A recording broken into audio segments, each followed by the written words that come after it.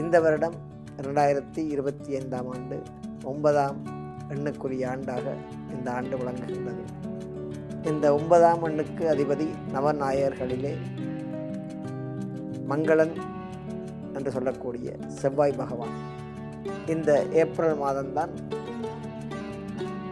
கிரகங்கள் இந்த வருடத்தில் 2 கிரக பயிற்சி நடைபெற இருக்கின்றது. 2025ஆம் ஆண்டிலே 2 கிரக பயிற்சிகள் நடைபெற உள்ளது. தேவகுருவாகிய வியாழ பகவான் 11/5/2025 அன்று இடபராசியிலே இருந்து தனது அடுத்த நட்பு வீடாகிய மிதுன ராசிக்கு பயிற்சி அடைந்து அங்கு 1 வருட காலம் தன்னுடைய சஞ்சாரத்தை மேற்கொள்ள இருக்கின்றார். மேடராசிக்காரருக்கு கும்பராசியிலிருந்து 3ஆம் பார்வையாக மேடராசியை சனி பகவான் தன்னுடைய நீஷ வீட்டை பார்த்து கொண்டிருக்கின்றார். இந்த சனி பகவான் ஒரு ராசியிலிருந்து இன்னொரு ராசிக்கு பயிற்சியாகின்ற பொழுது 2.5 வருட காலம் எடுப்பார். ஒரு ராசியிலே 2.5 வருட காலம் தங்கியிருப்பார்.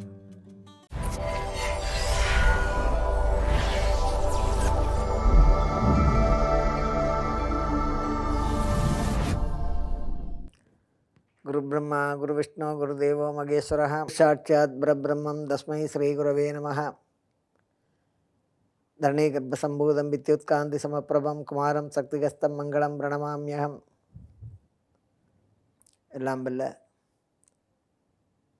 எனது தீட்சா குரு வித்யா குரு ஆகியோருக்கு முதற்கண் எனது வணக்கங்களை தெரிவித்து அவருடைய நல்லாசிகளை வேண்டி, அடுத்து எனது குலதெய்வம் இஷ்ட தெய்வமாகிய நல்லை குமரனின் பாதாரவிந்தங்களை பணிந்து முருகப்பெருமானுடைய ஆசிகளை வேண்டி,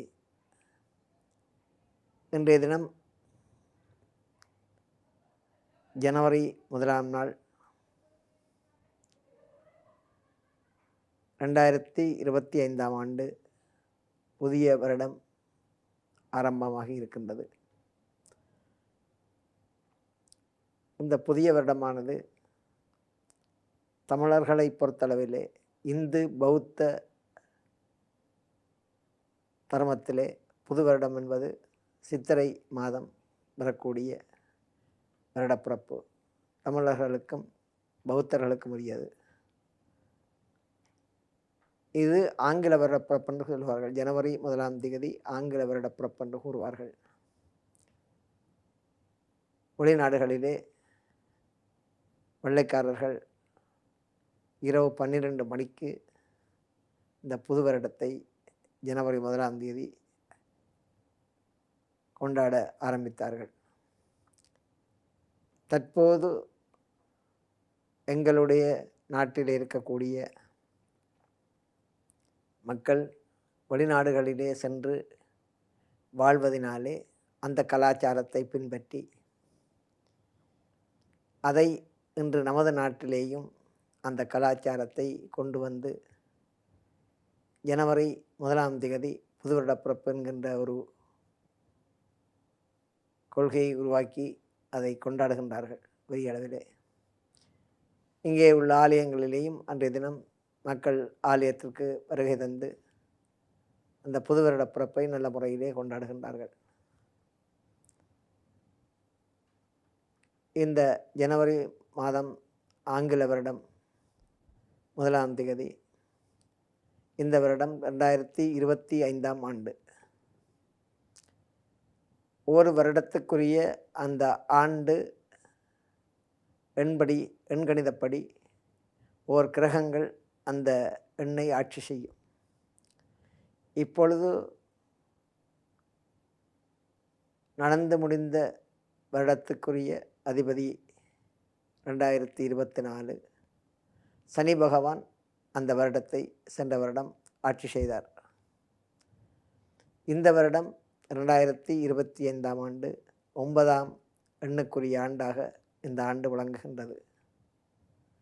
இந்த 9ஆம் எண்ணுக்கு அதிபதி நவநாயகர்களிலே மங்களன் என்று சொல்லக்கூடிய செவ்வாய் பகவான் 9ஆம் எண்ணுக்கு அதிபதி. இந்த செவ்வாய் பகவான் எங்களுடைய உடம்பிலே இரத்தத்துக்கு அதிபதியாக இருக்கின்றார். அடுத்து அவருடைய தொழில் யுத்தம், பூமி சம்பந்தமான தொழில் இவற்றுக்கு அதிபதியாக இருக்கின்றார். இளைய சகோதரத்திற்கு காரணமாக விளங்குகின்றார் செவ்வாய் பகவான். ஆகவே இந்த வருடத்திலே பொதுவாக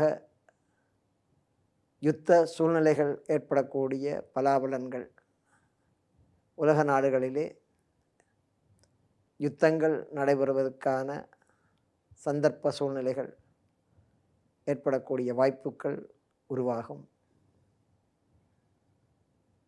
இரத்த சம்பந்தமான நோய்கள், அதாவது கேன்சர், இரத்த புற்றுநோய் என்று சொல்வார்கள், பிளட் கேன்சர், அந்த மாதிரியான நோய்களினாலே பாதிக்கப்படக்கூடிய தன்மைகள் உருவாகும். பூமி சம்பந்தமாக நல்ல முன்னேற்றங்கள் காணப்படும். காணி பூமியிலே விவசாயத்திலே முன்னேற்றங்கள் காணப்படும். விவசாயத்துறை சம்பந்தமான சகல பிரச்சனைகளும் நன்றாக இருக்கக்கூடிய சூழ்நிலை உருவாகும்.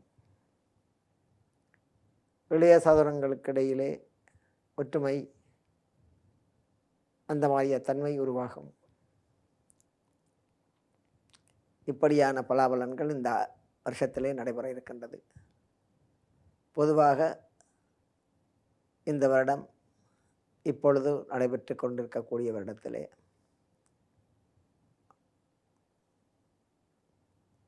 இந்த ஏப்ரல் மாதம்தான் கிரகங்கள், இந்த வருடத்தில் 2 கிரக பயிற்சி நடைபெற இருக்கின்றது. 2025ஆம் ஆண்டிலே 2 கிரக பயிற்சிகள் நடைபெற உள்ளது.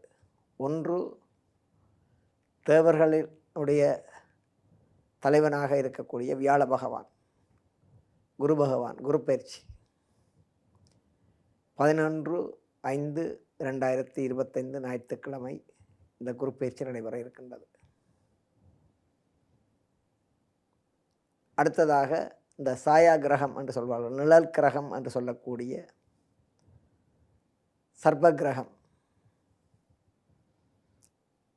நிழல் கிரகம், சர்ப்ப கிரகம், விஷத்தன்மை கூடியது. இந்த இப்படிப்பட்ட பெயர்களினாலே அழைக்கப்படக்கூடிய ராகு கேது என்கின்ற கிரகங்களினுடைய பயிற்சி 27/4/2025 இந்த ராகு கேது பயிற்சி நடைபெற இருக்கின்றது. இந்த 2 கிரக பயிற்சிகளும் இந்த வருடத்திலே நடைபெற இருக்கின்றது. திருக்கணித பஞ்சாங்கத்தின்படி 29/3/2025 சனி பயிற்சி நடைபெற இருக்கின்றது. ஆகவே இந்த வருடத்திலே இந்த கிரக பயிற்சிகள் ஒரு ராசியிலிருந்து அடுத்த ராசிக்கு பயிற்சியாகின்ற பொழுது ஒவ்வொரு ராசியினருக்கும் பலாபலன்கள் நன்மை தீமை கலந்த பலாபலன்கள் பொதுவாக நடைபெறும். சனி பகவான் வாக்கிய பஞ்சாங்கத்தின்படி அடுத்த வருடம்தான் மாறக்கூடிய பலாபலன் இருக்கின்றது. ஆகவே இந்த வருடம் சனி பகவான் கும்பராசியிலே ஜென்மச்சனியாக இருந்து கொண்டிருப்பார். ராகு பகவான் தற்பொழுது 27/4/2025 வரையும் மீனராசியிலும், அதன் பின்பு ராகு பகவான் கும்பராசியிலும், கேது பகவான் 27/4/2025 வரை கன்னிராசியிலும், அதன் பின்பு சிங்கராசியிலும் சென்று 1.5 வருட காலங்கள் தங்களுடைய சஞ்சாரத்தை மேற்கொள்ள இருக்கின்றார்கள். அதே போன்று குரு பகவான், தேவகுருவாகிய வியாழ பகவான் 11/5/2025 அன்று இடபராசியிலே இருந்து தனது அடுத்த நட்பு வீடாகிய மிதுன ராசிக்கு பயிற்சியடைந்து அங்கு 1 வருட காலம் தன்னுடைய சஞ்சாரத்தை மேற்கொள்ள இருக்கின்றார். இப்பொழுது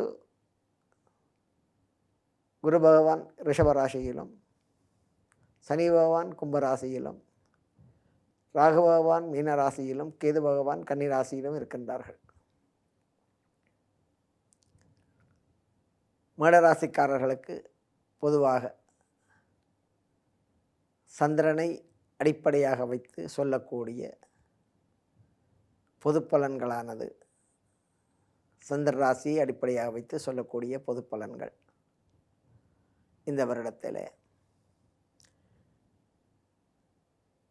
மேடராசிக்காரருக்கு கும்பராசியிலிருந்து 3ஆம் பார்வையாக மேடராசியை சனி பகவான் தன்னுடைய நிஷ வீட்டை பார்த்து கொண்டிருக்கின்றார். மேடை ராசி செவ்வாயினுடைய ஆட்சி வீடு, மேடம் விருச்சியம் செவ்வாயினுடைய ஆட்சி வீடு. சனி பகவானுக்கு இந்த விருச்சிக ராசி பகை வீடு, மேடராசி நீச வீடாகும். நீச வீடம் என்றால் பலமிழந்து இருக்கக்கூடிய இடம், நீச வீடுன்னு சொல்வார்கள். ஒரு கிரகத்தினுடைய நீசத்தன்மை என்பது பலமிழந்து இருக்கக்கூடிய தன்மை, நீசமடைதல் என்று அதை சொல்வார்கள். ஒரு கிரகத்திற்கு நட்பு, ஆட்சி, உச்சம், மறைதல், நீசம், இப்படி 4 விதமான தன்மைகள் இருக்கின்றது. ஒரு வீட்டிலே, தன்னுடைய சொந்த வீட்டிலே இருக்கின்ற பொழுது அந்த கிரகம் ஆட்சியாக இருக்கும். ஒரு சில கிரகங்கள் தங்களுடைய சொந்த வீட்டிலே கேந்திரத்திலே உச்சம் பெற்றிருக்கக்கூடிய தன்மை இருக்கும், அல்லது வேறு வீடுகளிலே உச்சம் பெறக்கூடிய தன்மை ஏற்படும். இன்னும் சில வீடுகளிலே நண்பனுடைய வீடுகளிலே சென்று நட்பு பெற்றிருக்கக்கூடிய தன்மை, வேறு சில வீடுகளிலே பகை பெற்றிருக்கக்கூடிய தன்மை, இன்னும் சில இடங்களிலே மறைவு பெற்றிருக்கக்கூடிய தன்மை. இப்படியான தன்மைகளை ஒவ்வொரு ராசியில் உள்ள கிரகங்கள் ஒரு ராசியை விட்டு இன்னொரு ராசிக்கு பயிற்சியாகின்ற பொழுது அந்தந்த ராசிக்கேற்ப தங்களுடைய பலாபலன்களை வழங்குவார்கள். ஒரு கிரகமானது எதிரியின் வீட்டிலே மறைவடைகின்ற பொழுது நற்பலன் ஏற்படுவது என்பது குறைவாக காணப்படும். அதே நேரம் ஒரு கிரகம் இன்னொரு நட்பு வீட்டிலே சென்று உச்சம் பெறுகின்ற பொழுது அதனுடைய பலாபலன்கள் மிகவும் அதிகூடிய நன்மையை தரக்கூடியதாக அமையும். அதேபோன்று தனது நட்பு கிரகமான இன்னொரு வீட்டிலே சென்று நண்பனிடத்திலே சென்று இருக்கின்ற பொழுது, நட்பு பெற்றிருக்கின்ற பொழுது நல்ல பலாபலன்கள், சுமாரான பலாபலன்கள் உண்டாகும். அதேபோன்று எதிரியினுடைய வீட்டிலே பகை வருகின்ற பொழுது கஷ்டமான பலன்கள் உண்டாகும். அதே நேரம் மறைவு பெற்றால் அதிகூடிய கஷ்ட பலன்கள் உண்டாகும். இப்படியான பலன்கள் எல்லாம் கிரகங்களிலே ஒரு ராசியிலே இருந்து இன்னொரு ராசிக்கு ஒரு கிரகங்கள் பயிற்சி அடைந்து ஆட்சி, உச்சம், நட்பு, பகை, மறைவு ஸ்தானங்களிலே வருகின்ற பொழுது அந்தந்த நிலைமைக்கேற்ப பலாபலன்கள் மாறுபட்ட வண்ணம் இருக்கும். பொதுவாக இந்த நவநாயகர்களிலே அதிகூடிய வலிமையை பெற்றவர்கள் செவ்வாய், சனி, ராகு, கேது, குரு பகவான். இவர்கள்தான் ஆகக்கூட நன்மை தீமையை செய்யக்கூடிய பலாபலன்களை தரக்கூடியவர்கள். மற்ற கிரகங்கள் மாதம் ஒவ்வொரு மாதமும் தாங்கள் இருக்கின்ற இடத்திலே இருந்து அடுத்த ராசிக்கு ஒவ்வொரு மாதத்திலே அல்லது 1.5 மாதத்திலே மாறுவார்கள். அப்படியான மாற்றங்களிலே பெரிய அளவிலே பாதிப்புகள் ஏற்படைய தன்மை ஏற்படாது. சில பாதிப்புகள் ஏற்படும், இருந்தாலும் பெரிய அளவிலே பாதிக்காது. ஆனால் இந்த சனி பகவான் ஒரு ராசியிலேருந்து இன்னொரு ராசிக்கு பயிற்சியாகின்ற பொழுது 2.5 வருட காலம் எடுப்பார். ஒரு ராசியிலே 2.5 வருட காலம் தங்கியிருப்பார்.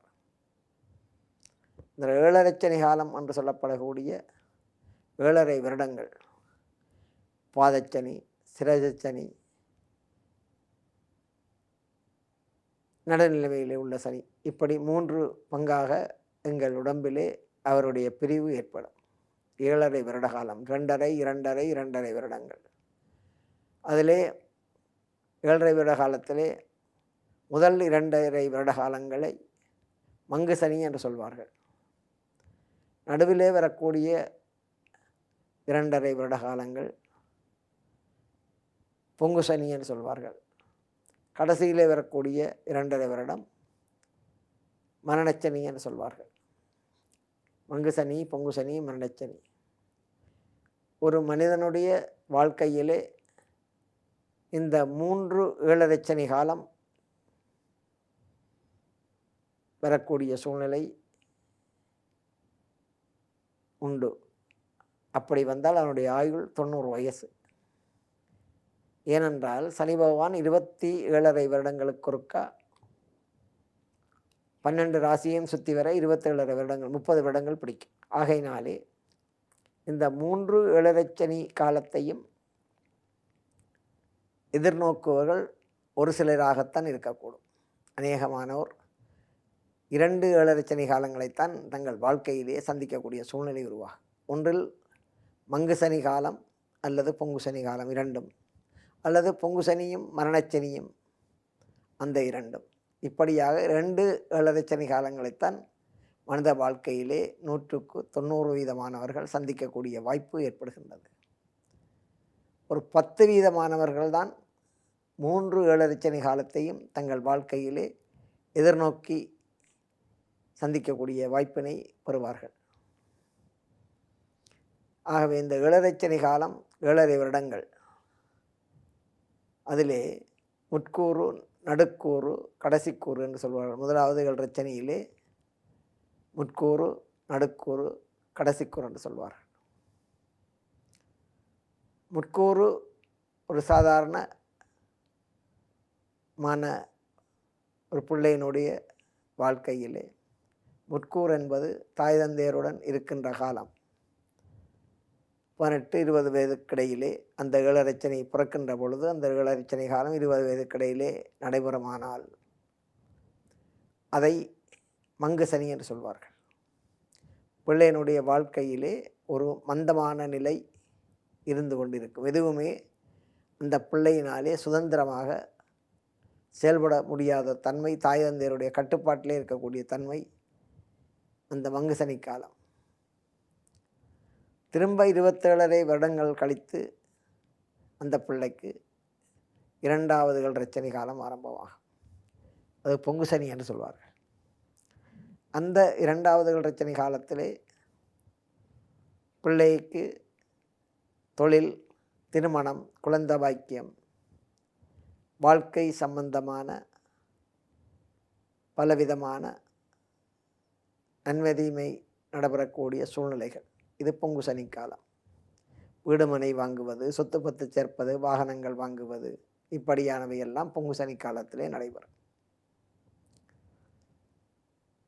அடுத்ததாக 27 வருடங்கள் முடிந்து பின்பு 3வது வருவதுதான் 3ஆம் சுற்று ஏழரை மரணச்சனி என்று சொல்வார்கள். மரணச்சனி என்றால் மரணத்தை கொடுப்பதாக அர்த்தம் கிடையாது. இந்த மரணச்சனி காலத்திலே மரணத்துக்கு ஒப்பான, மரணத்துக்கு சமனான நோய் துன்பங்களை கொடுக்கக்கூடியவர். அதைத்தான் மரணச்சனி காலம் என்று சொல்வார்கள். மரணத்துக்கு சமனான நோய் துன்பங்களை அனுபவித்து மரண வாசலை எட்டி பார்த்து திரும்புவது, அதான் மரணச்சனி என்று சொல்வார்கள். அதான் சொன்னேன், இந்த 3 சனியையும் ஒருவருடைய வாழ்விலே, மனித வாழ்விலே இந்த 3 சனியையும் சந்திப்பவர்கள் மிகவும் அரிதானவர்கள். கூடுதலாக 2 சனியை, 2 ஏழரை சனி காலத்தை சந்திக்கக்கூடியவர்கள் பெரும்பான்மையாக இருப்பார்கள். ஒன்றில் மங்கு சனி, பொங்கு சனி, 2 சனியை, அல்லது பொங்கு சனி, மரணச்சனியை சந்திப்பவர்கள். அது அவரவர்கள் ஜனனமாகுவதன் பொருட்டு அந்த ஏழரை சனி காலங்கள் ஆரம்பமாகி நடைபெறும். அதே போன்று இந்த கிரகங்களிலே அடுத்து வலிமை கூடியவர் குரு பகவான். இவர் நன்மைகளை தரக்கூடியவர். சனி பகவான் ஒருவருடைய வாழ்க்கையிலே ஆயுளை தீர்மானிப்பவர். எறும்பு முதற்கொண்டு தாவரம் வரையிலான, மனிதர், மிருகங்கள், தாவரம் வரையிலான அனைத்து ஜீவர்களுடைய ஆயுளை நிர்ணயிக்கக்கூடியவர். இந்த கிரகதேவர்களுடைய நீதிக்கெல்லாம் நீதிபதியாக, உயர் நீதிபதியாக இருக்கக்கூடியவர் சனீஸ்வர பகவான். அவர் ஆயுளை நிர்ணயம் செய்யக்கூடியவர். எந்த இடத்திலே, எந்த நிமிடத்திலே என்ன விதமாக இவருடைய மரணம் சம்பவிக்கும் என்பதை நிர்ணயம் செய்யக்கூடியவர் சனீஸ்வர பகவான். ஆயுஷ்காரகன் என்ற அவருக்கு ஒரு பெயர் இருக்கின்றது வடமொழியிலே. ஆயுளை நிர்ணயிப்பவர் என்று அர்த்தம். ஆனால் அந்த உயிரை கவர்ந்து கொண்டு போவது யாரென்றால், விதி முடிந்தவுடன் உயிரை கவர்ந்து கொண்டு போவது அவருடைய அண்ணன் யமதர்மராஜன், சனீஸ் பகவானுடைய சகோதரர். இவர்கள் இருவருக்கும் கண்ணை கட்டி இருக்கின்றார்கள். 2 பேருக்கும் ஒரு பெயர் இருக்கின்றது வடமொழியில். அந்தகன், அந்தகன் என்றால் குருடன் என்று அர்த்தம். ஏனென்றால் 2 பேருக்கும், சனீஸ்வரனுக்கும் யமதர்மராஜனுக்கும் கண்ணை கட்டி இருக்கின்றார்கள். நீதியிலே இருந்து அவர்கள் ஒரு தலைமையில் அளவு கூட பிசகக்கூடாது. அவருடைய மனம் எந்த நிலையிலும் மனதிலே மாற்றம் ஏற்படக்கூடாது. நீதி தவறாமல் அவர்களுடைய தங்களுடைய கடமையை செய்ய வேண்டும், செவ்வனே செய்ய வேண்டும். அதற்காகத்தான் கண்ணை கட்டி இருக்கின்றார்கள். ஏனென்றால் அவர்கள் குடும்பத்திலே இருக்கக்கூடியவர்களாக இருக்கலாம், பிள்ளைகளாக இருக்கலாம், மனைவியாக இருக்கலாம், தாய் தந்தையராக இருக்கலாம். எப்படிப்பட்டவர்களாக இருந்தாலும் அவர்கள் அவருடைய விதி முடிகின்ற பொழுது அதற்குரிய கடமைகளை சரியான முறையிலே பாவ புண்ணியங்களுக்கேற்ப அந்தந்த ஆன்மாக்கள் இறைநிலை அடைவதும், பாவ புண்ணியங்களுக்கேற்ப பாவ உலகத்துக்கு சென்று துன்பங்களை அனுபவிப்பதும், பூவுலகிலே தெரிந்து தெரியாமல் செய்யக்கூடிய பாவங்களினாலே அந்த ஆன்மாவுக்கு அப்படி ஒரு சூழ்நிலை ஏற்படுகின்றது. அந்த சூழ்நிலையை சரியான முறையிலே அவர்கள் செய்கின்ற பாவ புண்ணியங்களுக்கேற்ப அவர்களுக்குரிய பலாபலன்களை கொடுக்கக்கூடியது. அதை நிர்ணயம் செய்யக்கூடியவர், ஆயுளை நிர்ணயம் செய்யக்கூடியவர் சனீஸ்வர பகவான். அதே போன்று குரு பகவான், தேவகுரு, உலகத்திலே பிறக்கக்கூடிய அனைத்து ஆன்மாக்களுக்கும் நல்லதை செய்யக்கூடியவர். வாழ்க்கையிலே திருமணம், குழந்தை பாக்கியம், நகை, பணம், சொத்து பத்து இவற்றையெல்லாம் வாங்கக்கூடிய தன்மை, தொழில் முன்னேற்றம், பெயர், புகழ், பதவி, அந்தஸ்து, கௌரவம் இவற்றையெல்லாம் தரக்கூடியவர் இந்த குரு பகவான், தேவகுரு. திருமணம் முதற்கொண்டு அனைத்து விதமான சுபகாரியங்களையும் எங்களது இல்லங்களிலே நடைபெறக்கூடிய, வாழ்க்கையிலே நடைபெறக்கூடிய அனைத்து சுபகாரியங்களுக்கும் அதிபதியாக இருக்கக்கூடியவர் குரு பகவான். அதான் சொல்வார்கள், குருபலம் இருந்தால்தான் எதையும் செய்ய முடியும். ஆலயங்களிலே கும்பாபிஷேகம் செய்கின்ற பொழுது கூட குருபலம் இருக்குதான்னு தான் பார்ப்பார்கள். குருபலம் இல்லாவிட்டால் அந்த சுபகாரிய கிரியைகளை எல்லாம் செய்ய மாட்டார்கள். குருவினுடைய அருள் வேணும். குருவருள் இருந்தால்தான் திருவருள் கிடைக்கும். குருவின் மூலமாகத்தான் இறைவனுடைய திருவருள் எங்கள் எல்லோருக்கும் கிடைக்கும். அதை பெற வேண்டுமானால், இறைவனுடைய திருவருளை நாங்கள் பெற வேண்டுமானால் முதலிலே எங்களுக்கு ஒரு குருவை நாங்கள் தேடிக்கொள்ள வேண்டும். அவரை கண்டுபிடித்து அவர் மூலமாகத்தான் நாங்கள் இறைவனுடைய திருவருளை பெற முடியும். குருவின்றி திருவருள் கிடையாது. ஆகவே திருவருளை பெற்றுத்தரக்கூடியவர் குரு, தேவகுரு. இந்த நவநாயர்களில் இன்னொரு குரு பகவான் இருக்கின்றார், அசுரகுரு சுக்கராச்சாரியார். அவர் அசுரர்களுக்கு குருவாக இருக்கின்றார். இறந்தவர்களை உயிர்ப்பிக்கக்கூடிய தன்மை அந்த அசுரகுருவுக்கு இருக்கின்றது, சுக்கராச்சாரியாருக்கு. இவர் தேவகுரு. இவருடைய பார்வை பலம் அதிகம். குரு பார்வை கோடி புண்ணியம். இந்த குருவினுடைய பார்வை பதிந்தால் அந்த பார்வைப்படுகின்ற இடங்கள் மிக உயரத்துக்கு செல்லக்கூடிய தன்மை உருவாகும். கஷ்டத்தில் இருக்கக்கூடியவன் மிக உயர்ந்த அந்தஸ்தை அடையக்கூடிய தன்மை குரு பார்வையினாலே உருவாகும். அதே போன்று சனி பார்வையினாலே நல்ல நிலையிலே இருக்கக்கூடிய ஒருவன் அடிமட்டத்துக்கு இறங்கி பிச்சை எடுக்கக்கூடிய சூழ்நிலை உருவாகும் சனி பார்வையினாலே. இருவருடைய பார்வைகளுக்கும் நிறைய பலம் உண்டு. எல்லா நவநாயர்களிலே எல்லோரையும் விட இந்த சனி பகவானுக்கும் குரு பகவானுக்கும் ராகு கேதுவுக்கும் பார்வை பலம் அதிகம். அவர்கள் தாங்கள் சென்று இருக்கின்ற இடத்தை விட எந்தெந்த இடங்களை பார்வை எடுக்கின்றார்களோ அதற்கு பலன்கள் அதிகமாக உண்டு. அந்த பலன்கள் நடைபெறும். பொதுவாக சனி பகவான் தான் இருக்கின்ற தற்பொழுது கும்பராசியில் இருக்கின்றார். அவருக்கு 3 பார்வைகள். பொதுவாக 9 கிரகங்களுக்குமே பொது பார்வை இருக்கின்றது, நேரடி பார்வை. தாங்கள் இருக்கின்ற இடத்திலிருந்து நேரடியாக ஒரு இடத்தை பார்ப்பார்கள். 2 கண்ணினாலும் நேரடியாக தாங்கள் இருக்கிற இடத்திலிருந்து நேராக பார்ப்பார்கள். நேர்பார்வை, அது 7ஆம் பார்வை. இது பொதுவாக 9 கிரக தேவர்களுக்கும் பொதுவாக உள்ள பார்வை இந்த 7ஆம் பார்வை. தாங்கள் இருக்கிற இடத்திலிருந்து நேரடியாக பார்வை செய்வது. ஒரு சில கிரகதேவர்களுக்கு விசேஷமாக அறப்பார்வை, கால் பார்வை, முக்கால் பார்வை என்று சொல்லி ஒரு சில பார்வைகள் இருக்கின்றன. தாங்கள் இருக்கிற இடத்துல இருந்து நேரடியாக பார்ப்பார்கள், கடைக்கண்ணால் பார்ப்பார்கள், அரை பார்வையாக லேசாக திரும்பி பார்ப்பார்கள். இப்படியான பார்வைகள் இருக்கின்றன.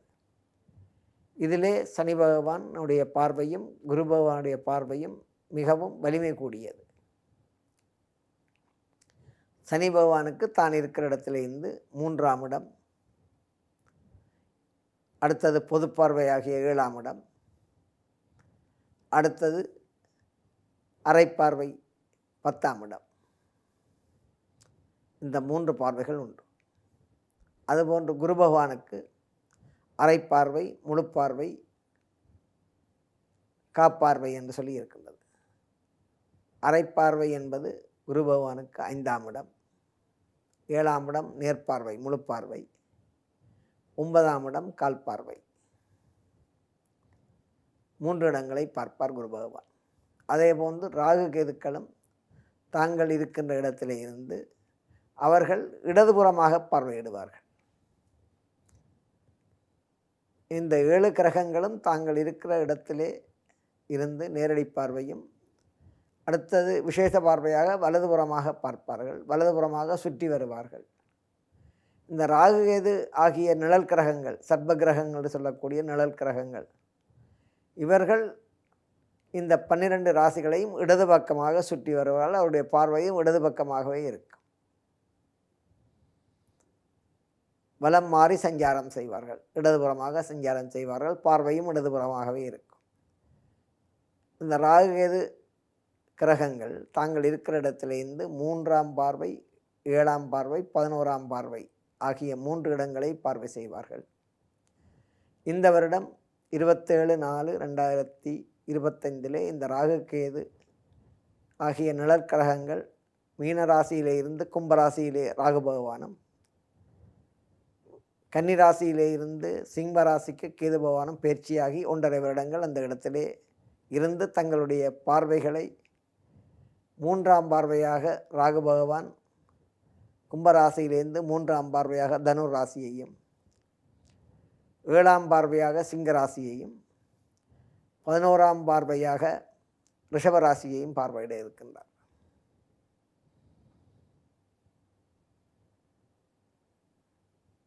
அதே போன்று கேது பகவான் சிம்மராசியிலே இருந்து 7ஆம் பார்வையாக கும்பராசியையும், 3ஆம் பார்வையாக மிதுன ராசியையும், 11ஆம் பார்வையாக துலா ராசியையும் பார்வையிட இருக்கின்றார். 1.5 வருட காலங்கள் இந்த ராகு கேது ஆகிய நிழற்கிரகங்கள் ஒரு ராசியிலே இருந்து அடுத்த ராசிக்கு பயிற்சியாகி செல்லக்கூடிய வருடங்கள் 1.5 வருட காலம். 1.5 வருட காலத்துக்கு ஒரு முறைதான் இந்த ராகு கேது ஆகிய நிழற்கிரகங்கள் இரண்டும் மாற்றமடையக்கூடிய சூழ்நிலை உருவாகும். குரு பகவான் 1 வருடத்திற்கொருக்காக ஒரு முறை ஒரு ராசியிலிருந்து அடுத்த ராசி செல்வதற்கு 1 வருடம் அவருக்கு பிடிக்கும். அதே போன்று சனி பகவான் ஒரு ராசியிலிருந்து மற்றொரு ராசிக்கு செல்வதற்கு 2.5 வருடங்கள் பிடிக்கும். அவர்தான் மிகவும் மெதுவாக போவார். அவர் கால் முடவன், நொண்டி கிரகம். ஆகவே அவர் மெதுவாகத்தான் தன்னுடைய சஞ்சாரத்தை மேற்கொள்வார். ஆகவே இந்த வருடத்திலே இப்பொழுது மேடராசிக்காரர்களுக்கு பொதுவாக குரு பகவான் 2ஆம் இடத்திலே நட்பு பெற்றிருக்கின்றார். ஆனபடியினாலே 2ஆம் இடம் என்பது தன குடும்ப வாக்குஸ்தானம். குடும்பத்திலே நற்பலாபலன்கள் ஏற்கக்கூடிய பலன்கள், அவர்கள் கொடுத்த வாக்கை காப்பாற்றக்கூடிய நிலைகள், அடுத்ததாக அவர்களுடைய பொருளாதாரங்களிலே முன்னேற்றங்கள் ஏற்படக்கூடிய பலன்கள் எல்லாம் இப்பொழுது இந்த வைகாசி மாதம் 11/5/2025 வரையும் அந்த பலன்கள் மேடராசிக்காரர்களுக்கு நடைபெறும். அதன் பின்பு மேடராசிக்காரர்களுக்கு குரு பகவான் 3ஆம் இடத்திற்கு சென்று விடுவார். அப்பொழுது அவருடைய பலாபலன்கள் சற்று குறைவாக காணப்படும். அதே போன்று ரிஷபராசிக்காரர்களுக்கு இப்பொழுது குரு பகவான் அவருடைய ராசியிலே ஜென்மக்குருவாக இருக்கின்றார். ஜென்மக்குருவாக இருக்கக்கூடிய காலகட்டம் இந்த ஜாதகத்திலே ஒரு பாடல் இருக்கின்றது. ஜென்மராமர் வனத்திலே சீதையை சிறை வைத்ததும், தீதுதாளர் 3 துரியோதனன் படை மாண்டதும், இன்மையற்றினில் வாலி பட்டமளந்து போனதும் என்ற ஒரு பாடல் இருக்கின்றது. அதே மாதிரி குரு பகவான் ஜென்மராசியிலே வருகின்ற பொழுது குடும்பத்தில் உள்ளவர்கள் ஒருவரையொருவர் அந்த குடும்பத்தை விட்டு பிரிந்திருக்கக்கூடிய வாய்ப்புகள் உருவாகும். தொழில் ரீதியாகவோ அல்லது குடும்பத்தில் ஏற்படக்கூடிய மனக்கசப்புகள் காரணமாகவோ அந்த குடும்பத்தை விட்டு பிரிந்து வேறு இடத்திலே சென்று வசிக்கக்கூடிய தன்மைகள் உருவாகும். அது வருகின்ற 11/5/2025 வரையும் ரிஷபராசியிலே பிறந்தவர்களுக்கு அந்த பலாபலன்கள் நடக்கும். அதன் பின்பு ரிஷபராசிக்காரர்களுக்கு 2ஆம் இடத்திற்கு தன குடும்ப வாக்குஸ்தானத்துக்கு குரு பகவான் செல்கின்ற பொழுது அவர்களுக்கு நன்மையான பலாபலன்கள் உண்டாகும். அதே போன்று மிதுன ராசிக்காரர்களுக்கு இப்பொழுது குரு பகவான் 12ஆம் இடத்திலே இருக்கின்றார். 12ஆம் இடம் என்பது சுபவிரயஸ்தானம், மாரகஸ்தானம் என்று சொல்வார்கள். நோய் துன்பங்கள், உடம்பிலே நோய் துன்பங்கள் ஏற்படக்கூடிய நிலையில் வைத்திய செலவுகள், நல்ல காரியங்களுக்காக பொருள்கள் பணம் செலவாகக்கூடிய நிலைமைகள், அப்படியான பலாபலன்கள் ஏற்படும். அதன் பின்பு அவர்களுக்கு ஜென்மராசியிலே குரு பகவான் வருகின்ற பொழுது நான் கூறியது போன்று குடும்பத்தினரை விட்டு பிரிந்து வாழக்கூடிய சூழ்நிலைகள், சில பேருக்கு உடல்நிலைகள் சம்பந்தமான நோய் துன்பம் சம்பந்தமான பாதிப்புகள், மனதிலே நிம்மதி இல்லாமல் இருக்கக்கூடிய தன்மைகள், தொழிலிலே சற்று மந்தமான நிலைகள், இப்படியான சூழ்நிலைகள் எல்லாம் குரு பகவான் அவருடைய ராசியிலே வரக்கூடிய சந்தர்ப்பத்திலே உருவாகும். ஆனாலும் குரு பகவான் வரக்கூடிய ராசி நட்பு வீடாக இருந்தால் அந்த தாக்கங்கள் குறைவாக காணப்படும்.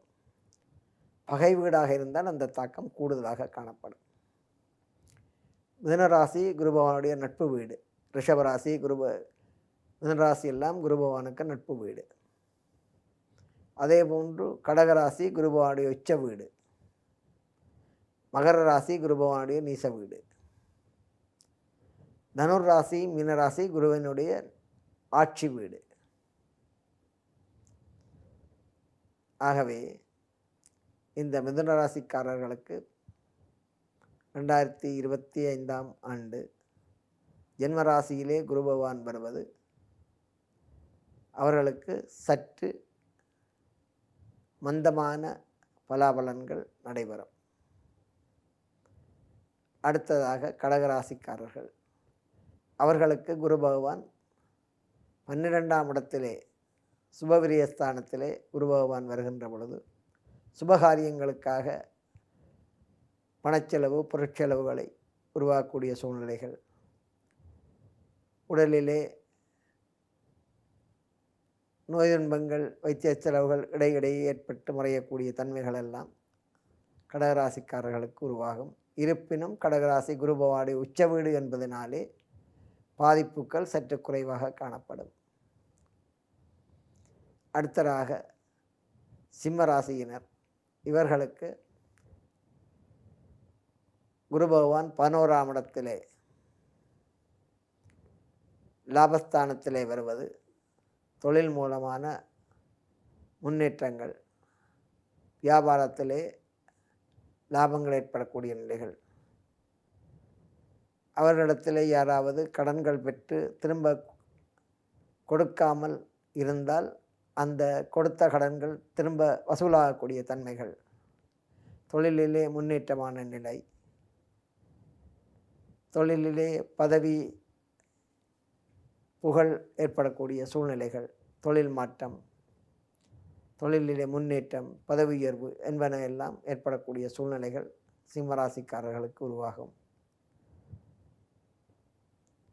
இருப்பினும் அவருடைய சனி பார்வை அவருடைய ராசியிலே நேரடியாக இருப்பதனாலே இந்த பலன்கள் சற்று மந்தமாகவும் காணப்படும். அதேபோன்று கன்னிராசிக்காரர்கள், இவர்களுக்கு குரு பகவான் 10ஆம் இடத்திலே கேந்திரஸ்தானத்திலே வருவது தொழில் மூலமான முன்னேற்றங்கள், ஜீவனஸ்தானம் என்று சொல்வார்கள். 10ஆம் இடம் தொழில் ஸ்தானம், ஜீவனஸ்தானம். அவை ஜீவனஸ்தானத்திலே குரு வருவது தொழில் மூலமான முன்னேற்றம், பதவி உயர்வுகள், இப்படியான நட்பலாபலன்கள் கன்னிராசியினருக்கு உண்டாகும். சாப்பாடு விஷயம், உணவு ஜீவனம் என்றால் உணவு விஷயங்களிலே எந்த விதமான கஷ்ட துன்பங்கள் ஏற்படாமல் இருக்கும். அடுத்ததாக துளாராசியினருக்கு குரு பகவான் 9ஆம் இடத்திலே பாக்கியஸ்தானம், தந்தைக்குள்ள இடம் 9ஆம் இடம் பாக்கியஸ்தானத்திலே வருகின்ற பொழுது நட்பலாபலன்களை கொடுக்கக்கூடிய தன்மைகள், தந்தை வழியின் உறவினராலே நன்மைகள் ஏற்படக்கூடிய சூழ்நிலை, சோபவங்களை அனுபவிக்கக்கூடிய சூழ்நிலைகள், இப்படியான பலாபலன்கள் துளாராசியினருக்கு உருவாகும். அடுத்ததாக விருச்சிக ராசியினருக்கு 8ஆம் இடத்திலே ஆயுள் ஸ்தானத்திலே குரு பகவான் நட்பு பெறுவதனாலே பெரிய அளவிலே பாதிப்புகள் ஏற்படாவிடினும் சிறிய சிறிய பாதிப்புகள் ஏற்பட்டு விலகக்கூடிய சூழ்நிலைகள், அவமானங்கள், ஒரு கெட்ட பெயர்கள் எடுக்கக்கூடிய சூழ்நிலைகள், பொருள் நகை பவுன் நகைகள் தொலையக்கூடிய அல்ல திருடு போகக்கூடிய வாய்ப்புகள், அப்படியான பலாபலன்கள் ஏற்பட்டு விலகக்கூடிய பலன்கள் விருச்சிக ராசினருக்கு ஏற்படும். விருச்சிக ராசி குரு பகவானுக்கு பகை வீடு, செவ்வாயினுடைய வீடு. அடுத்தது தனுர் ராசியினர். தனுர் ராசியினருக்கு நேரடியாக குரு பார்வை, குரு பகவான் 7ஆம் இடத்திலே இருந்து தன்னுடைய சொந்த வீட்டை, நேரடி ஆட்சி வீட்டை பார்க்கின்றார். அதனாலே 7ஆம் இடம் களத்திரஸ்தானம், வாழ்க்கைக்குள்ள இடம். ஆகவே 7ஆம் இடத்தை குரு பகவான் தன்னுடைய சொந்த வீட்டை பார்ப்பதினாலே தனுர் ராசிக்காரர்களுக்கு இந்த வருடத்திலே இதுவரை திருமண வாய்ப்புகள், விவாகம், குழந்தை பாக்கியம் ஏற்படாதவர்கள் இந்த குரு பகவானுடைய மாற்றத்தினாலே 2025ஆம் ஆண்டிலே அவர்களுக்கு திருமணம் நடக்கக்கூடிய பலன், குழந்தை பாக்கியம் ஏற்படக்கூடிய பலன்கள், வெளிநாட்டு பிரயாணம், வீட்டிலே சுபகாரியங்கள் நடக்கக்கூடிய பலன்கள் எல்லாம் உருவாகும். தனுர் ராசியினருக்கு குருபாவுடைய நேரடி பார்வையினாலே இந்த பலாபலன்கள் எல்லாம் உண்டாகும். சொத்து பத்து சேரக்கூடிய நிலை, காணி பூமி வீடு வாங்கக்கூடிய பலாபலன்கள் இதெல்லாம் தனுர் ராசியினருக்கு 2025ஆம் ஆண்டு ஏப்ரல் மாதத்தின் பின்பு இந்த பலன்கள் எல்லாம் நடைபெறும். அதே போன்று மகர் ராசியினர், மகர் ராசி குருபவானுடைய நீச வீடு, இவர்களுக்கு 6ஆம் இடத்திலே குரு பகவான் இருப்பது நட்பு பெற்றிருப்பதனாலே 6ஆம் இடம் ருண ரோகண சத்துருஸ்தானம், எதிரி பகை கடன் வழக்குக்குள்ள இடம் 6ஆம் இடம். இருப்பினும் அவர் 6ஆம் இடத்திலே நட்பு பெற்றிருப்பதனாலே இப்படியான பலாபலன்களுடைய தாக்கங்கள் சற்று குறைவாக காணப்படும். எதிரிகளினால் ஏற்படக்கூடிய துன்பங்கள் குறைவாக இருக்கும், கடன் தொல்லை குறைவாக இருக்கும், நோய் துன்பம் குறைவாக இருக்கும், கடன் தொல்லை குறைவாக இருக்கும். இப்படியான பலன்கள் எல்லாம் 2025ஆம் ஆண்டு மகர் ராசியினருக்கு ஏற்படும். ஆனாலும் மகர் ராசியினருக்கு 7.5 சனி கடைக்கூறு நடைபெறுவதனாலே சனீஸ்வரனுடைய ஆட்சி வீடாகிய மகர் ராசியினர் அவர்களுக்கு சனி பகவான் கும்பராசியிலே தன்னுடைய மற்ற இன்னொரு ராசியிலே ஆட்சி பெற்றிருப்பதனாலே அவர்களுக்கும் நட்பலாபலன்கள் ஓரளவு நடைபெறும். அடுத்ததாக கும்பராசியினர், இவர்களுக்கு இப்பொழுது ஜென்மச்சனி காலம் நடைபெற்று கொண்டது. 7.5 சனியிலே ஜென்மச்சனி காலம் நடைபெற்று கொண்டிருக்கின்றது, நடுக்கூறு நடைபெற்று கொண்டிருக்கின்றது. ஒரு சிலருக்கு நடக்கக்கூடிய தசாபுத்திகள் காரணமாக சனி திசை அல்லது ராகு திசை, செவ்வாய் திசை, சூரிய திசை, இப்படியான திசைகள் ஏதாவது நடைபெற்றால் அவர்களுடைய பாதிப்பு இந்த ஜென்மச்சனி காலத்திலே அவர்களுக்கு பாதிப்புகள் கூடுதலாக சற்று காணப்படும். நல்ல பலாபலன்கள் நடைபெறுவது என்பது மிகவும் கடினமானதாக இருக்கும். அவர்கள் தங்களுடைய குலதெய்வ வழிபாட்டை மேற்கொள்வதன் மூலமாகவும்,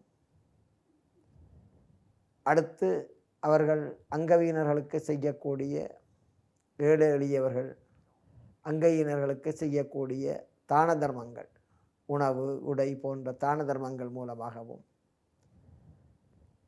அதனால் ஏற்படக்கூடிய புண்ணியங்கள் மூலமாகவும், தங்களுடைய குலதெய்வ வழிபாடுகள், பெரியோர்கள் ஞானிகளுடைய ஆசைகளை பெறக்கூடிய நிலைகள் மூலமாகவும் அவர்களுடைய கர்மவின பலன்கள் குறைந்து இந்த ஜென்மச்சனி காலத்திலே ஓரளவு நட்பலாபலன்களை அடையக்கூடிய தன்மை அவர்களுக்கு உருவாகும். கும்பராசியினருக்கு.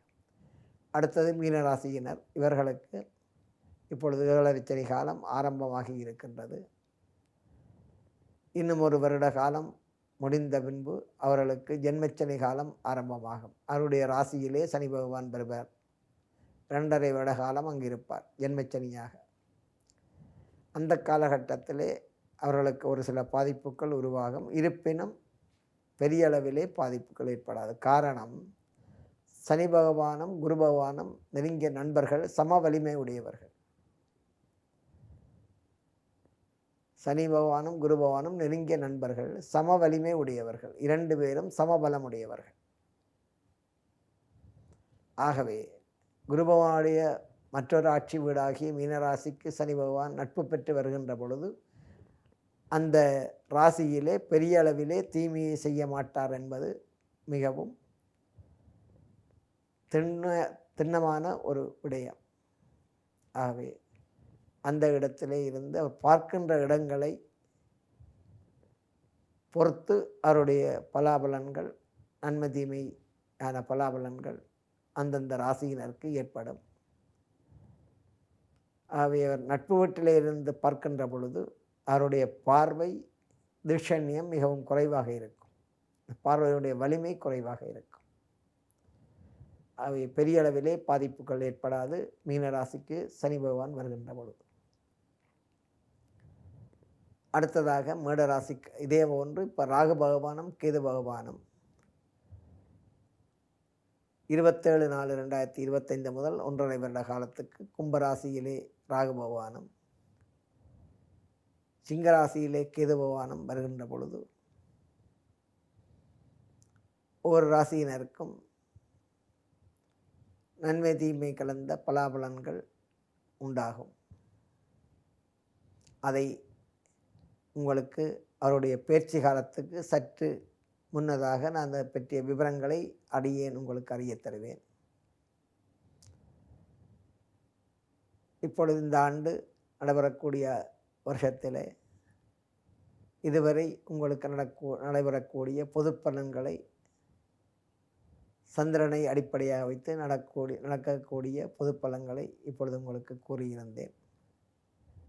இந்த சந்திர ராசியினை வைத்து நாங்கள் பார்க்கின்ற பொழுது இந்த பலாபலன்களானது 100% உண்மையானதாக இருக்கும் என்று சொல்வதற்கில்லை. 50% சரியாக இருக்கும். மிகுதி 50% எங்களுடைய தசாபுத்தி என்று சொல்வார்கள். ஜாதகத்திலே தசாபுத்தி என்கின்ற ஒரு பலன் இருக்கின்றது. மகாதிசை நாங்கள் பிறக்கின்ற பொழுது ஒரு கிரகத்தினுடைய மகாதிசை நடைபெறும். இப்பொழுது எங்களுக்கு என்ன மகாதிசை நடைபெறுகின்றது என்பதை பொறுத்து அந்த பலன்கள் சற்று வித்தியாசமாக காணப்படும், மாறுபடக்கூடிய சூழ்நிலை உருவாகும். அவற்றையெல்லாம் நாங்கள் எங்களுக்கு குலகுருவாக இருக்கக்கூடியவரிடமோ அல்லது குருவாக இருக்கக்கூடியவரிடமோ அல்லது எங்களுக்கு நன்கு அறிந்த ஒரு ஜாதக பார்க்கக்கூடிய குருவினிடத்தில் கொண்டு சென்று நமது ஜாதகத்தை நாங்கள் கொண்டு சென்று கொடுத்து எங்களுக்கு இப்பொழுது என்ன மகாதிசை நடைபெறுகின்றது, எப்படியான பலாபலன்கள் நடைபெறும் என்பதை விரிவாக பார்க்கலாம். எங்களுடைய ஜாதகத்தை நாங்கள் அவர்களிடத்திலே கொண்டு காண்பிக்கின்ற பொழுது இந்த பலனை சற்று விரிவாக பார்க்கக்கூடிய சூழ்நிலை ஏற்படும். அடியேன் இப்பொழுது உங்களுக்கு கூறியது பொது பலாபலன்கள், சந்திரனை அடிப்படையாக வைத்து கூறக்கூடிய பொது பலன்கள்லாம் நான் இப்பொழுது உங்களுக்கு கூறியவை. இவை 100க்கு 50% சரியாக இருக்கும். 50% சற்று பலன்கள் மாறுபாடாக ஏற்படக்கூடிய தன்மைகள் உருவாகும். ஒரு சிலருக்கு சரியாக இருக்கும், ஒரு சிலருக்கு அந்த பலன் தவறானதாக இருக்கும். சந்திரனை அடிப்படையாக வைத்து சொல்லக்கூடிய இந்த பலன்கள் 100% சரியாக இருக்கும் என்று சொல்லக்கூடியது கிடையாது. ஆகவே நாங்கள் இவற்றையெல்லாம் மனதிலே கொண்டு இந்த வருடத்திலே மாறக்கூடிய குரு பகவான், ராகு இவருடைய மாற்றங்களின் மூலமாக எங்களுக்கு ஏற்படக்கூடிய தோஷங்களிலிருந்து நாங்கள் விடுபட்டு நல்ல முறையிலே அதை சரியான ஜாதகத்தை பார்க்கக்கூடிய குருவினிடத்திலே கொண்டு சென்று நமது ஜாதகங்களை காண்பித்து அதனால் ஏற்படக்கூடிய பாதிப்புகளுக்குரிய பரிகாரங்களை நல்ல முறையிலே கேட்டறிந்து அந்தந்த காலம் முடிவடையும் வரை நாங்கள் அந்த தோஷ பரிகாரங்களை செய்து வர வேண்டும். ஒருவருக்கு 7.5 சனி காலம் என்று சொன்னால் 7.5 வருடங்கள், ஒரு நாள் 2 நாள் இல்லை, 7.5 வருட காலங்கள். இந்த 7.5 வருட காலங்கள் நாங்கள் அந்த பரிகாரங்களை தொடர்ந்து செய்து வர வேண்டும். அப்பொழுதுதான் அந்த தோஷத்திலிருந்து நாங்கள் விடுபட்டு வெளியே வர முடியும். அதை நாங்கள் செய்யாமல் விடுவோமேயானால் அந்த கிரக தேவர்களுக்குரிய கோபத்திற்காளாகி நாங்கள் அதன் மூலமாக கஷ்டதுன்பங்களையும் தீமை அடையக்கூடிய பலன்களும் உண்டாகும். சனி பகவான் ஆயுளுக்கு அதிபதியாக இருக்கக்கூடியவர். அவரை நாங்கள் சனிக்கிழமையிலே விரதம் இருந்து அவருக்கு நல்லெண்ணெயிலே கருப்பு திரி போட்டு அகல் விளக்கிலே தீபமேற்றி அவருக்கு நல்லெண்ணெய் கொடுத்து சாற்று வித்து 9 குடம் நீர் வார்ப்பித்து கருந்துளசி இலை அல்லது நீல சங்கு புஷ்பம் என்று சொல்வார்கள், கொடியிலே பூக்கும் சங்கு மாதிரி நீல பூ கொடியிலே பூக்கும் நீல சங்கு புஷ்பம் என்று சொல்வார்கள், சங்கு போன்று அந்த பூவினாலே அர்ச்சனை செய்து காகத்திற்கு கலந்த சாதத்தை உணவிட்டு வழிபட வேண்டும். சனி பகவானாலே பிடிக்க முடியாமல் இருந்தவர்கள் 3 பேர். ஒன்று விநாயகர், ஒன்று திருப்பதி வெங்கடாஜலபதி, அடுத்து ஆஞ்சநேயர். அடுத்து சபரிமலை ஐயப்பன். இவர்கள் 4 பேரும் சனி பகவானாலே பீடிக்கப்படாதவர்கள். ஆகவே நாங்கள் சனி பகவானுடைய பாதிப்பிலிருந்து விடுபட வேண்டுமானால் சனிக்கிழமையிலே முதலிலே விநாயகருக்கு 16 அல்லது 21 அருகம்புல் கொடுத்து அர்ச்சனை செய்விக்க வேண்டும். நல்லெண்ணெய் விட்டு பஞ்சுத்திரி போட்டு அகல் விளக்கேற்ற வேண்டும். இதை செய்வதன் மூலமாகவும் அடுத்து திருப்பதி வெங்கடாஜலபதிக்கு பஞ்சுத்திரியிலே நெய் தீபம் ஏற்றி துளசியினாலே அர்ச்சனை செய்ய வேண்டும். அடுத்து ஆஞ்சநேய பெருமானுக்கு நெய் தீபம் ஏற்றி 21 வெற்றிலையிலே ஸ்ரீராமஜெயம் என்று மனதிலே கூறியபடி வெற்றிலையிலே மாலை கட்டி அதை ஆஞ்சநேயருக்கு அணிவித்து கருந்துளசியினாலே அர்ச்சனை செய்வித்து ஸ்ரீராமஜெயம் சொல்லி வழிபட வேண்டும். அடுத்து அங்கவீனர்களுக்கு சனிக்கிழமையிலே நாங்கள் மறக்காமல் அங்கவீனர்களுக்கு கைகால் இழந்தவர்கள், கண் பார்வையற்றவர்கள், இப்படியான அங்கவீனர்களுக்கு முக்கியமாக எங்களால் முடிந்தளவு உணவு உடை தானம் செய்து வர வேண்டும். இதை நாங்கள் ஒவ்வொரு 7.5 வருட காலங்கள் 7 வருட காலங்களிலும் ஒரு மாதத்திலே 4 சனிவாரங்கள் வரும். சில வேளைகளிலே 5 சனிவாரங்களும் வரும். எங்களால் ஒவ்வொரு சனிவாரமும் ஆலயத்திற்கு சென்று இந்த தோஷ பரிகாரங்களை செய்ய முடியவில்லை என்றால் மாதத்திலே வரக்கூடிய முதல் சனிவாரம், மாதம் முடிவு காலத்திலே வரக்கூடிய சனிவாரம், இந்த 2 சனிவாரங்களாவது ஆலயத்திற்கு சென்று நான் கூறியபடி இந்த சனிதோஷ பரிகாரங்களை உள்ளன்போடு பயபக்தியோடு செய்து வர வேண்டும். அடுத்ததாக இந்த குருதோஷ பரிகாரம். குரு பகவான் 1 வருஷத்துக்கு ஒருக்கா மாறுவார். அவரினாலே ஏற்படக்கூடிய தோஷங்களுக்கு வியாழக்கிழமைகளிலே நவநாயகர்களிலே இருக்கக்கூடிய வியாழ பகவானுக்கு 21 கொண்டல் கடலை தானம் செய்து நெய் தீபமேற்றி முல்லை மலரினாலே முல்லைப்பூ, மல்லிகையை போன்ற ஒரு இனம் முல்லை மல்லிகை கொத்து கொத்தாக பூக்கும் அந்த மலரினாலே அர்ச்சனை செய்து வழிபட வேண்டும். அவருடைய அதிதேவதை சிவனுடைய அம்சமாகிய தட்சிணாமூர்த்தி குரு பகவான் சிவன் கோயிலிலே தெற்கு பக்கமாக ஒரு காலை தூக்கி மற்ற காலுக்கு மேலே போட்டு கொண்டிருப்பார். தட்சிணாமூர்த்தி அவருக்கும் நெய் விளக்கு போட்டு மஞ்சள் பூவினாலே அர்ச்சனை செய்ய வேண்டும்.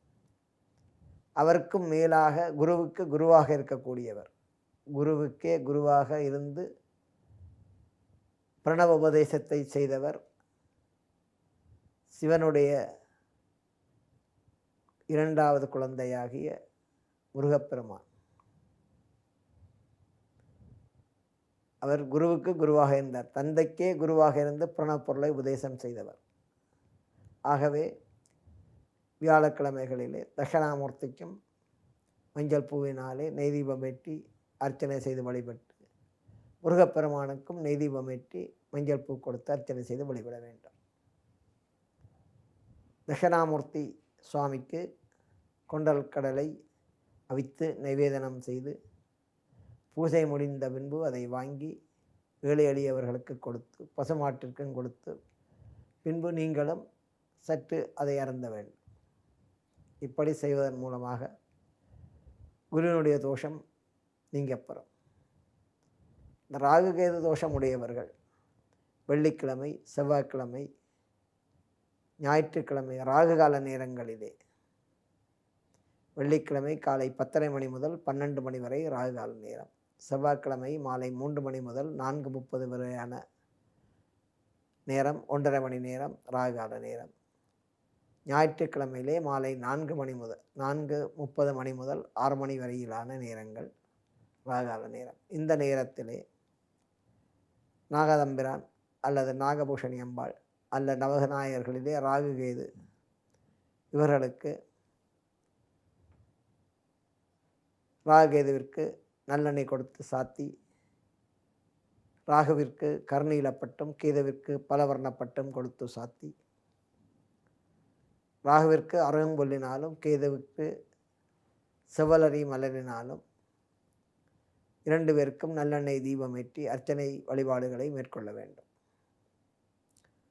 நாகதம்பிரான் நாகபூஷணி இவர்களுக்கு பசும்பாலாலே அபிஷேகம் செய்வித்து பசும்பால் சிறிதளவு காய்ச்சி கற்கண்டு போட்டு காய்ச்சி அதை ஒரு புது மண் சட்டியிலே விட்டு ஒரு வாழைப்பழத்தை அதிலே போட்டு அதை நன்கு பிசைந்து அதை மலரினாலே தொட்டு நாகதம்பிரானுக்கும் நாகபூஷணிக்கும் நிவேதனம் செய்து வழிபட வேண்டும். பால்வளம் வைத்து வழிபட வேண்டும்.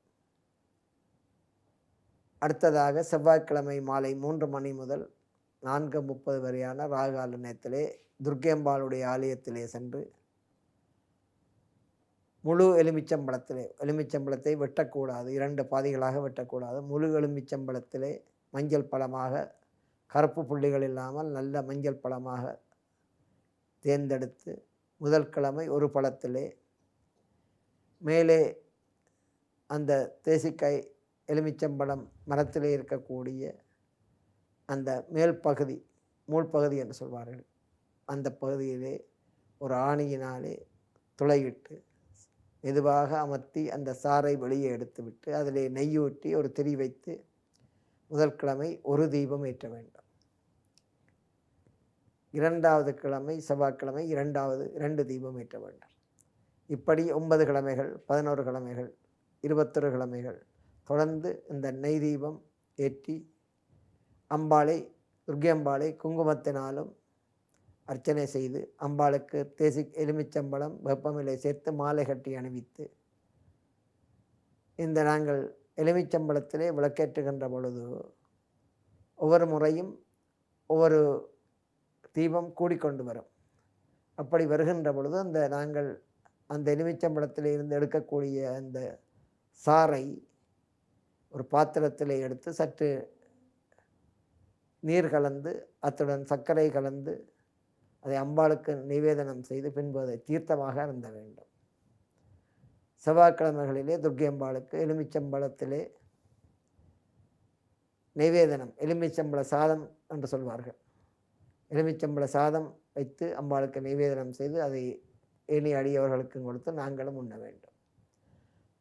ராகுகால துர்கா கவசம் என்று சொல்லக்கூடிய பாடலை அந்த சன்னதியிலே அம்பாளுடைய துர்க்கம்பாளுடைய சன்னதியிலே பாட வேண்டும்.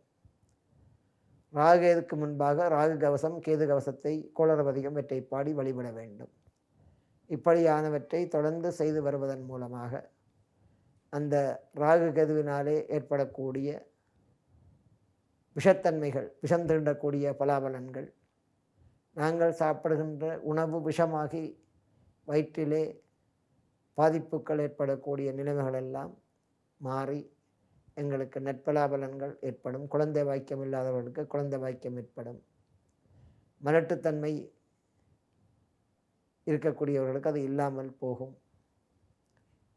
மாதவிலக்கு ஏற்படுகின்ற காலங்களிலே அதனாலே தாமதங்கள் ஏற்பட்டு பாதிப்புகள் ஏற்படுகின்றவர்கள் இந்த ராகுகேது வழிபாடை, நாகதோஷ வழிபாட்டை தொடர்ந்து செய்வதன் மூலமாக அவர்களுக்கு அந்த பாதிப்புகள் நீங்கி குழந்தை வாக்கியம் கிடைக்கக்கூடிய நல்ல சூழ்நிலை உருவாகும். இப்படியானவையெல்லாம் இந்த ராகுகேதுவாலே ஏற்படுகின்றது. அத்துடன் இந்த ராகுகேது தோஷம் ஏற்படுகின்ற பொழுது அத்துடன் சேர்ந்து பிதிர்தோஷங்களும் மாதிர்தோஷமும் ஏற்படும். ஏனென்றால் இந்த ராகு பகவான் எமது தந்தை வழியிலே இருந்த முன்னோர்களுக்கு அதிபதியாக இருக்கின்றார், பிதிர்தோஷத்துக்கு அதிபதியாக இருக்கின்றார். அதே போன்று கேது பகவான் தாய் வழியில் இருந்த முன்னோர்கள் மாதிர்தோஷம் என்று சொல்வார்கள், தாய் வழி தோஷத்துக்கு ஆளாவார்கள். ஆகவே இந்த ராகுகேது தோஷம் ஏற்படக்கூடியவர்கள் நாகதோஷத்தாலே இந்த ராகு கேது தோஷம் ஏற்படுகின்றது. சிலர் இரவிலே வயல்களுக்கு சென்று வரும்பொழுது எங்கேயாவது இரவிலே போய் வருகின்ற பொழுது இருட்டிலே நல்ல வாம் என்று தெரியாமல் அதை அடித்து விடுவார்கள். அரைகுறையாக அடித்து அந்த நாகம் சாபம் போட்டுவிடும். அதனாலே அவர்களுக்கு சந்ததி இல்லாமல் போகக்கூடிய சூழ்நிலைகள், திருமணம் நடைபெறாமல் இருக்கக்கூடிய சூழ்நிலைகள், மலட்டுத்தன்மை ஏற்படக்கூடிய சூழ்நிலைகள்,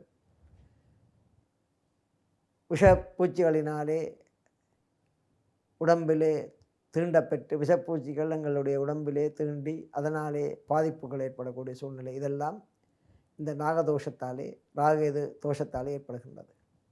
ஆகவே இப்படியானவர்கள் இந்த தோஷ பரிகாரங்களை நல்ல முறையிலே ராகுகால நேரத்திலே செய்து அந்த தோஷ பாதிப்பு நின்றும் விடுபட்டு நல்ல பலாபலங்களை பெற்று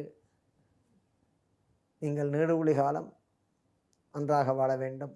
ஆகவே தோஷ காலங்களிலே இந்த கிரக தோஷத்திலே பாதிக்கப்படக்கூடியவர்கள் அந்தந்த கிரக தோஷ காலம் முடியும் வரையும் 7.5 சனி காலத்திலே 7.5 வருஷம், அஷ்டமச்சனி காலம், அர்த்தாஷ்டம சனி காலம், கண்டச்சனி காலம், இப்படியானவர்கள் 2.5 வருடங்கள், குருதோஷமுடையவர்கள் 1 வருடம், நாகதோஷமுடையவர்கள் 1.5 வருஷம், இப்படியான காலங்கள் முடியும் வரையும் அந்த தோஷ பரிகாரங்களை நல்ல முறையிலே செய்து அந்த தோஷ பாதிப்பிலிருந்து நீங்கள் விடுபட்டு நல்ல பலாபலங்களை பெற்று வாழ வேண்டும். ஏனென்றால் இந்த தோஷ பரிகாரங்கள் என்பது எங்களுக்கு சாதாரணமாக நாங்கள் எங்களுக்கு உடம்பிலே ஒரு நோய் ஏற்படுகின்ற பொழுது நாங்கள் வைத்தியரிடத்திலே சென்று சிகிச்சைக்காக செல்வோம். அங்கே செல்கின்ற பொழுது எங்களுக்கு அந்த வைத்தியர் குறிப்பிட்ட ஒரு சில நாட்களுக்கு எங்களுக்கு மாத்திரை தருவார். இதை 2-3 நாட்கள் தொடர்ந்து காலை மாலை நீங்கள் சாப்பாட்டுக்கு முன்பு சாப்பாட்டுக்கு பின்பு இந்த மாத்திரைகளை எடுத்து வாருங்கள் என்று கூறுவார். நாங்கள் அந்த மாத்திரைகளை வைத்தியரிடத்திலே வாங்கி வந்து 1 நாள் அல்ல 2 நாள் அதை எடுப்போம். எங்களுடைய உடம்பிலே உள்ள நோய் இல்லாமல் போய்விடும். ஆனால் அந்த நோய் முற்றுமுழுதாக இல்லாமல் போய்விட்டது என்றால் கிடையாது. அது எங்கள் உடம்பிலே ஏதோ ஒரு இடத்திலே சென்று ஒளிந்திருக்கும். ஏனென்றால் அந்த நோய் மாறுவதற்கு நாங்கள் அந்த அவர் தந்த 2-3 நாட்கள் தொடர்ந்து அந்த மாத்திரை முடியும் வரையும் பாவித்தால்தான் அந்த நோய் இல்லாமல் போகும். நாங்கள் 1 நாட்கள் 2 நாட்கள் அந்த மாத்திரையை பாவித்து விட்டு திரும்ப மிகுதி மாத்திரையை பாவிக்காமல் விட்டால் அந்த நோய் எங்கள் உடம்பில் ஏதோ இடத்திலே ஒளிந்திருந்து மீண்டும் திரும்ப வரும். அதே போன்றுதான் இந்த கிரகதோஷ பாதிப்புகளும் அந்தந்த காலம் முடியும் வரையும் நாங்கள் தோஷ பரிகாரங்களை நல்ல முறையிலே செய்து வராவிட்டால் அதனுடைய பாதிப்பு எங்களுக்கு திரும்ப திரும்ப வந்து கொண்டே தான் இருக்கும். ஆகவே நாங்கள் அவற்றை நல்ல முறையிலே அந்த காலம் முடியும் வரை செய்து அதனுடைய பாதிப்பிலிருந்து விடுபட்டு எங்களுடைய வாழ்க்கையிலே நாங்கள் நல்ல பலாபலங்களை பெற்று வாழ வேண்டும் என்று கேட்டு விடைபெறுகின்றோம். நன்றி, வணக்கம்.